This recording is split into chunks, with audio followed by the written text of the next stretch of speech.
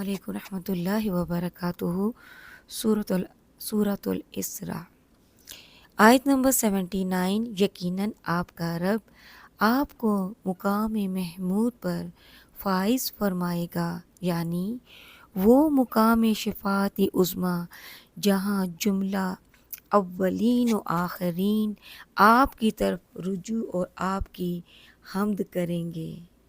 سورہ طٰہٰ، آیت نمبر 1 اور 2۔